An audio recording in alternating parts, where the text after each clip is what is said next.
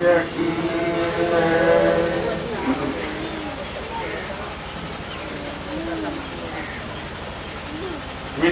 कर महा मंत्र सोई होई, हित कर महा मंत्र सोई होई, अक्षर परम बखाने सोई, साकर भेद न जाने कोई, अभिनय गुरु ज्ञान कहाँ से होई।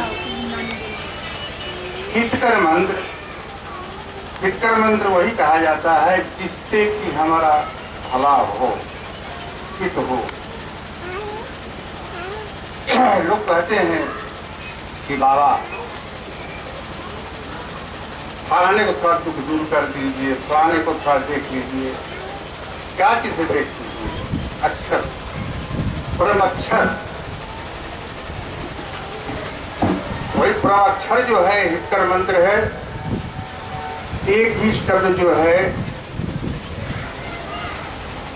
जो कि महामंत्र है, 2.5 अक्षर का जो मंत्र है वो सब मिल करके 2.5 अक्षर मंत्र है। लेकिन मंत्र जो है एक ही अक्षर का है, एक ही शब्द का है।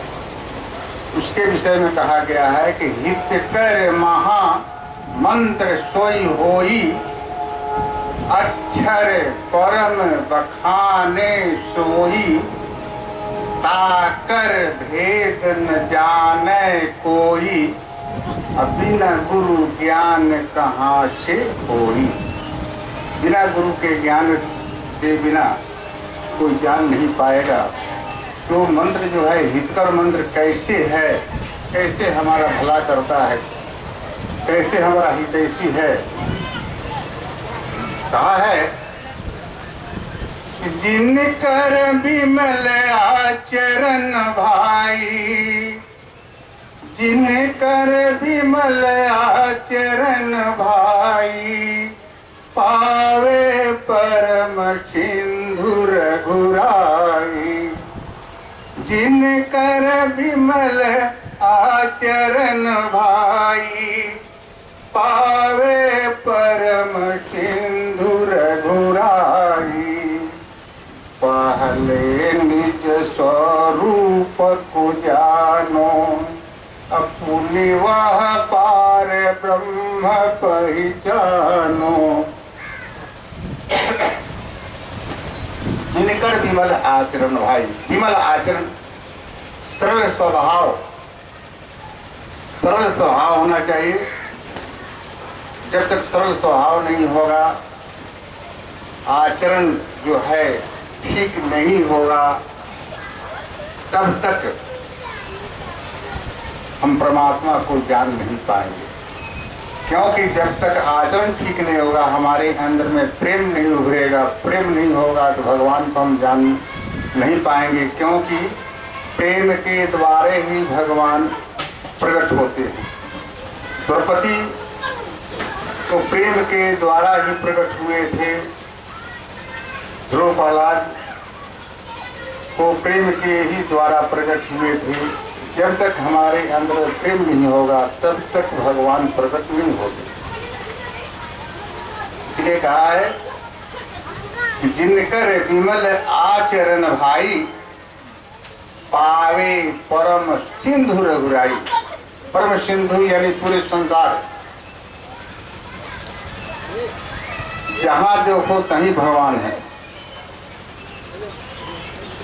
पहले निज स्वरूप को जानो, पहले अपने आप को जान लो, उसके बाद में परमात्मा को जानोगे। अगर चाहोगे कि हम पहले परमात्मा को जान लें, तो न परमात्मा को जान पाओगे, न आत्मा को जान पाओगे। क्यों? बड़ा चीज को पकड़ने में बहुत समय लगेगा, लेकिन छोटा चीज जो है तुरंत पकड़ा जाता है। तो आत्मा तो छोटा है ना, बोले छोटका को जानने में तो बड़का को जानने में देर नहीं लगेगा। आचरण, स्वभाव सरल, एक गांव के अंदर में एक मूर्ख व्यक्ति रहता था। मूर्ख क्या था? आलसी था, वो बहुत ज्यादा आलसी था।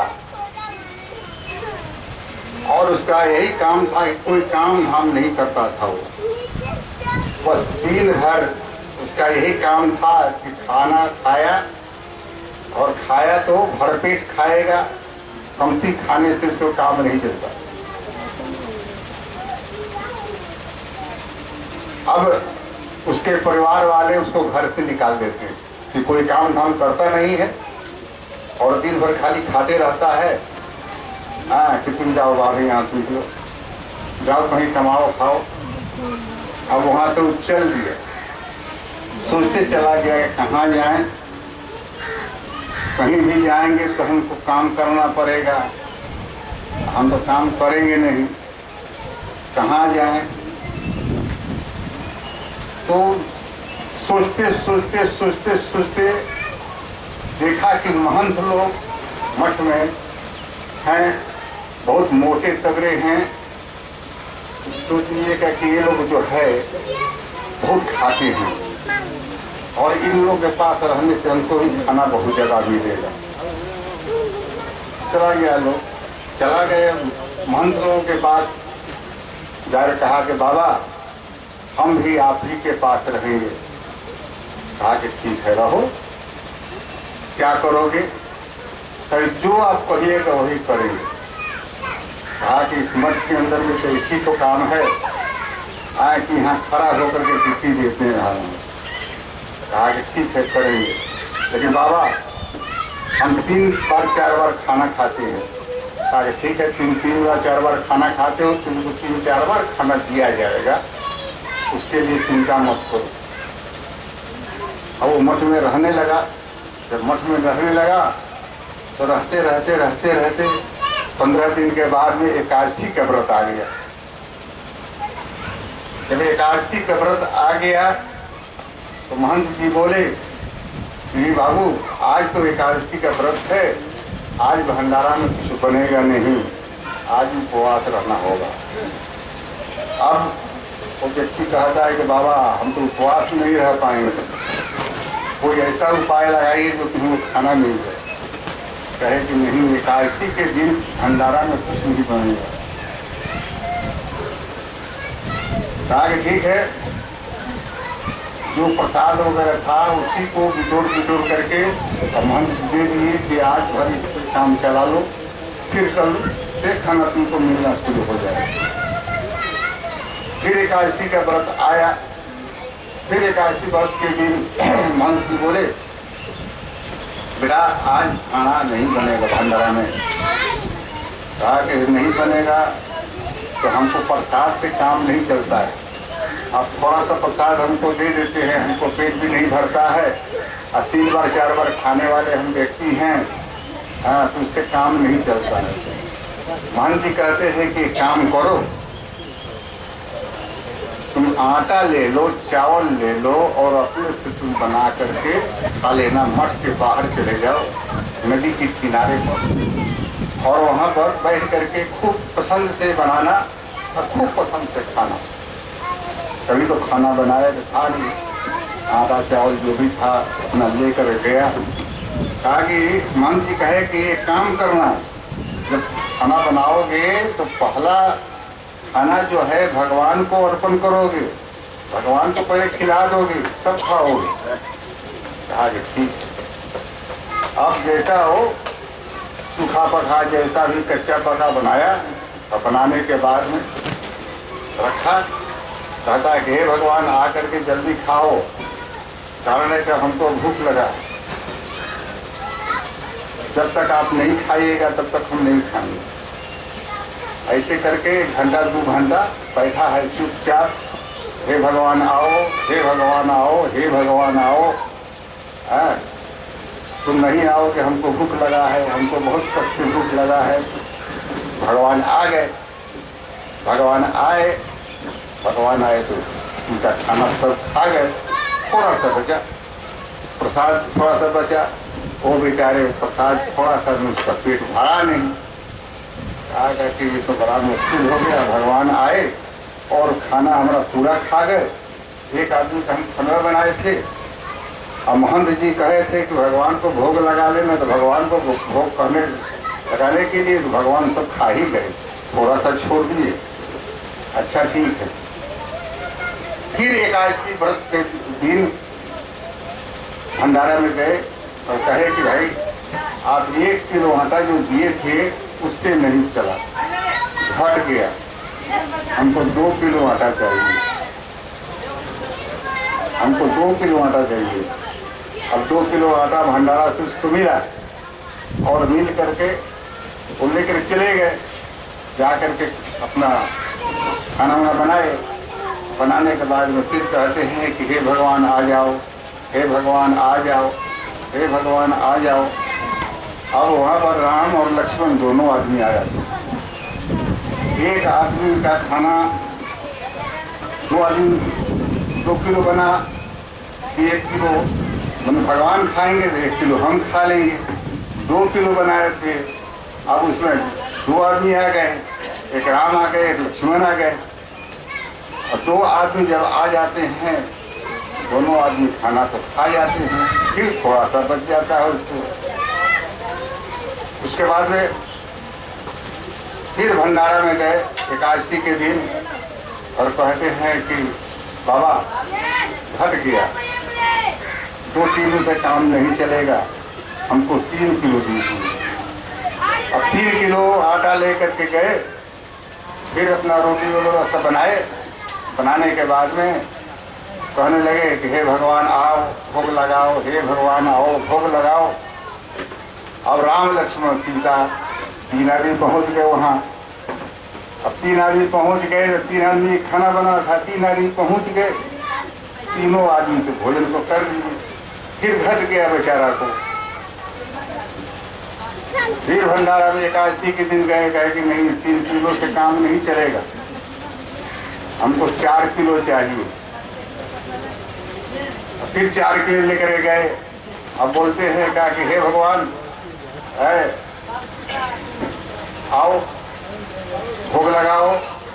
अब वहाँ पर 4 आदमी पहुँच जाते हैं, राम लक्ष्मण सीता और हनुमान।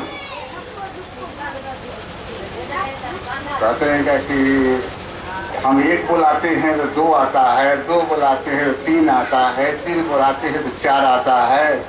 हाँ, हम इसका बाप का नौकर थोड़ी है कि हम बनाते रहेंगे ये लोग खाता रहेगा, हम बनाते रहेंगे खाता रहेगा। आज हम कुछ नहीं बनाएंगे, आप ही लोगों को सब कुछ बनाना है।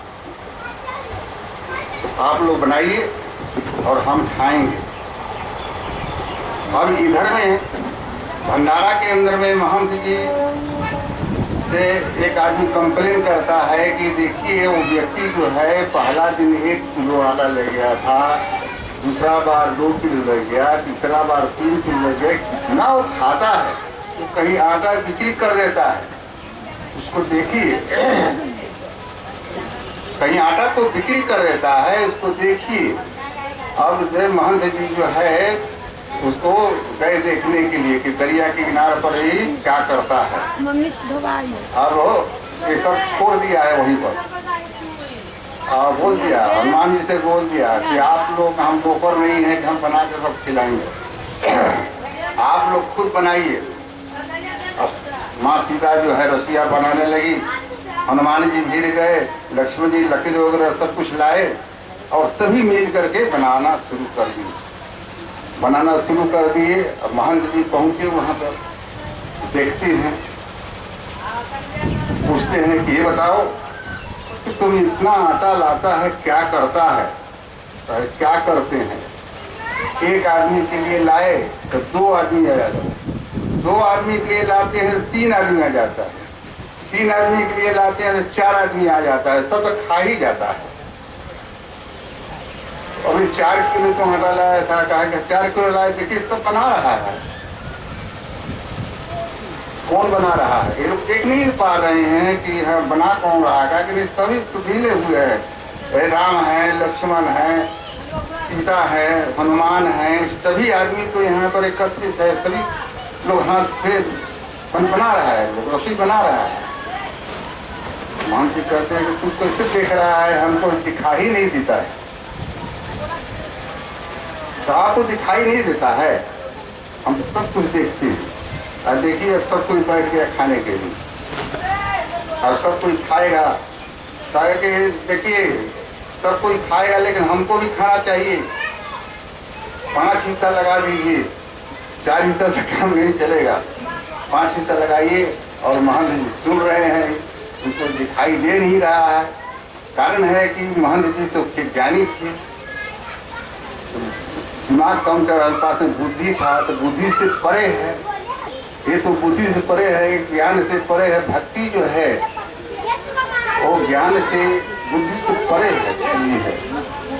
क्योंकि उस व्यक्ति के अंदर में सरल स्वभाव है। वो कितना सरल स्वभाव है कि भगवान से भी कहता है कि हम तुम्हारे बाप का नौकर नहीं हैं कि हम बना कर खिलाएंगे, आप लोग बनाइए। उसी प्रकार से जब तक सरल स्वभाव नहीं होगा तब तक भगवान से दर्शन पाना बहुत मुश्किल है। इसलिए प्रेम जो है ज्ञान से नहीं होता, पढ़े लिखे से नहीं होता, शास्त्र को पढ़ने से प्रेम नहीं होता। प्रेम जो है एक अद्भुत चीज है। अपने आप को भूल जाइए, प्रेम के अंदर में भगवान को आने में देर नहीं लगेगा। जबकि प्रमाणित है कि जब द्रौपदी ने पुकारी तो आ गए। आज भी द्रौपदी का शीरहरण हो रहा है, माताएं बहने का शीरहरण होता है, लेकिन माताएं बहनें भगवान को बुलाती है, लेकिन भगवान आते उनसे नहीं। कारण है कि हम भगवान को नहीं न बुलाते हैं। अगर भगवान को बुलाते तो भगवान आ जाते। गज ने भगवान को पुकारा, भगवान आ गए। भक्त प्रहलाद ने भगवान को पुकारा, भगवान आ गए। और हम भगवान को पुकारते हैं तो भगवान नहीं आते हैं। इससे साबित होता है कि भगवान को हम लोग जानते ही नहीं हैं कि भगवान को किस प्रकार से पुकारेंगे। कहा है कि हरि के 1000 नाम, लाख नाम कृष्ण का, लाखों नाम जो है कृष्ण का है, हजारों नाम हरि का है। जितने भी नाम हैं लड़के का, देवताओं का जितना देवता का नाम है वो सब हम लोग अपने लड़के का नाम रखते हैं। और जितने देवीय का नाम है सब हम लोग अपने लड़की को रखते हैं। तो पुकारेंगे तो लड़का आएगा, लड़की दौड़ करके आएगा, भगवान नहीं आ पाएंगे। क्योंकि भगवान को हम पुकारेंगे तब तो भगवान आएंगे।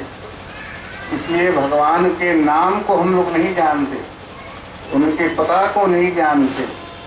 जब एक व्यक्ति को नाम नहीं जानेंगे, उसका एड्रेस नहीं जानेंगे, पता नहीं जानेंगे, तो उस व्यक्ति को हम नहीं खोज पाएंगे और न मिल पाएंगे। तो भगवान को बिना नाम के, बिना पता के किस प्रकार से हम खोज पाएंगे। इसलिए पहले नाम और पता जान लेना बहुत जरूरी है।